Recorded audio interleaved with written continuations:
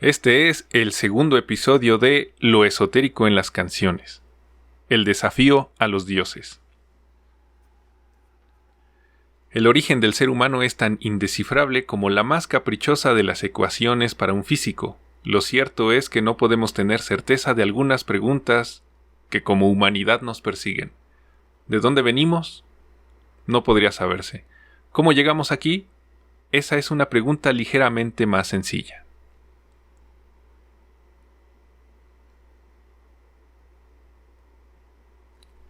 A veces, o la mayoría de las veces, tendemos a pensar que todo lo que tenemos es todo lo que siempre fue, sobre todo en cuanto a la evolución se refiere. Tendemos a creer que llegamos a este estado de evolución como en las películas o los documentales que nos ponían los profesores cuando éramos niños. Unos primates allí peleándose y arrojándose piedras, corte, y a la siguiente escena, un protagonista del National Geographic con algún taparrabo, una arma rudimentaria, una botella de vidrio, para no decir marcas, en la mano y una sonrisa, explicando cosas en mal inglés a un explorador. Nada más alejado que eso, el proceso de evolución fue largo, tortuoso y cada vez más inasequible a nuestro entendimiento. Sin embargo, y aún con los adelantos en técnica y ciencia, se descubre que en muchas culturas está extendida la creencia de que algún ser superior ayudó en este proceso o dio un empujoncito, en cuanto menos, una vez. No es este espacio para discutir si esto es cierto o si fuimos ayudados por ángeles, demonios, seres de otras dimensiones o hasta de otros mundos. Es una constante cultural digna en sí misma de estudio y que proponemos aquí como una metáfora de algo oculto. La canción de hoy, Lotus, publicada en 1998 por el grupo de rock alternativo R.E.M., nos propone una escena cotidiana, un ser humano harto de la vida que contempla las travesuras de su gato. Sin embargo, tras la escena se esconde uno de los momentos de la historia ancestral que, tengo que repetir, quizá no ocurrió, pero que es parte de la tradición oral de las culturas extendidas en los 5 continentes. El regalo de los dioses al ser humano de la capacidad de raciocinio. Así como suena, algo superior compartió con el entonces primate ancestral la capacidad de pensar. Según qué cultura oral o qué libro sagrado se consulte, esto pudo haber ocurrido hace 10.000 años, justo antes de la glaciación, hace cientos de miles de años, o hasta cantidades de tiempo inconmensurables, como el Sol pasado, o la era Atlante, pero ¿qué pasó? Un ejemplo lo vemos en el mito de Prometeo, quien desafió a los dioses del Olimpo y entregó el fuego a la humanidad. Según el Protágoras de Platón, junto con el fuego robaba las artes de Éfeso y Atenas. Arte también es el nombre que se le da a algunas actividades o estudios ocultos. Luego Prometeo fue castigado por eso. Otro ejemplo, entre tantos, es el mito de Loki en la cultura nórdica, quien también fue castigado por entregar el fuego al hombre. Hey, hey, yo era infierno, olas de plata sarcástica. Ese día llovió, duro hilado, duramente conseguido, no océano de flores de acuario, tierras baldías, dar una mano, dip de miel flim flam. Comienza con unas cuantas frases inconexas. Si las leen de corrido, pareciera una serie de balbuceo de ideas aparentemente incoherentes que tienen una relación en tanto una escena. En la parte exotérica puede ser la descripción de un estado de ánimo de aburrimiento, con alusiones al agua y a la sequía, de un momento a otro. Esotéricamente plantea la estepa primordial en la que se desarrollaron los homínidos que nos antecedieron. Como un paréntesis enorme, hay que preguntar qué dice la ciencia. Desde la neurología, y para hacer breve este paréntesis, decir que toman como premisa que el cerebro nos habla de la evolución como la corteza de un tronco habla de la edad del árbol. La última capa en desarrollarse es el neocórtex, y es en donde están las áreas de la planeación, de la imaginación, de los pensamientos abstractos y dentro de los 5 sentidos, las áreas de interpretación de los estímulos.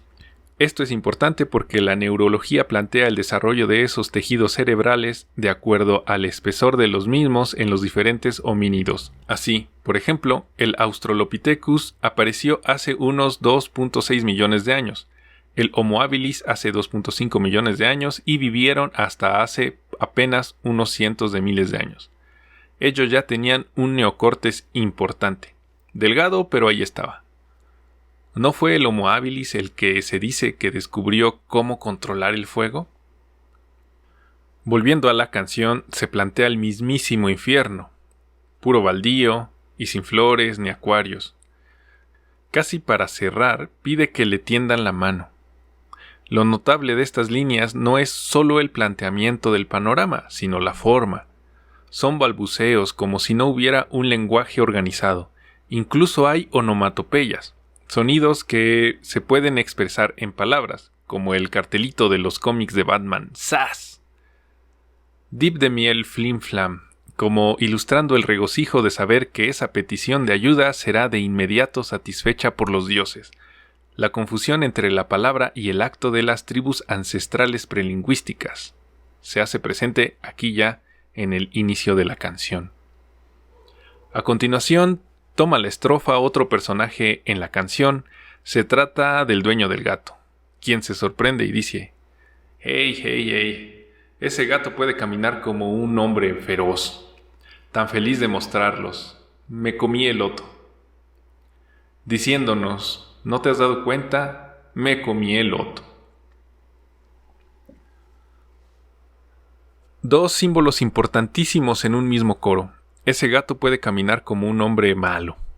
¿Por qué un gato? Cuando los griegos le dieron forma a la astrología como la conocemos, ya sabes, Aries, Tauro, Géminis, etc., calcularon el movimiento de los planetas grandes y sus ciclos grandes, dando como aquella la era de Piscis, a veces la era de Aries.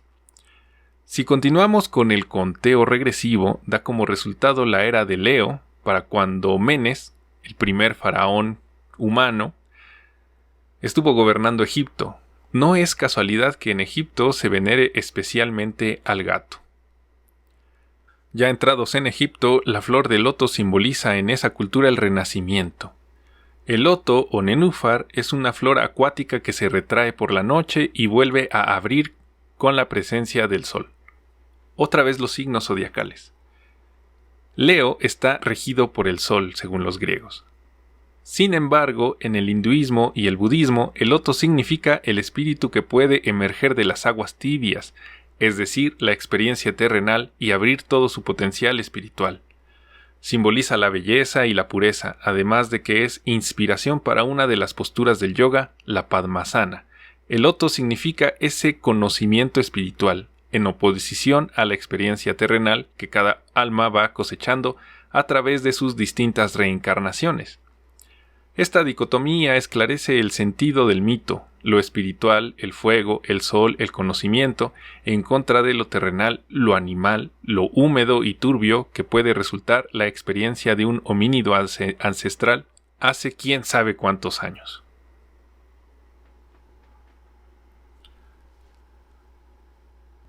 La vidriera de enfrente. Reflexiono. Apenas la semana pasada no era más que diablos. Inclinar la balanza, yo era infierno.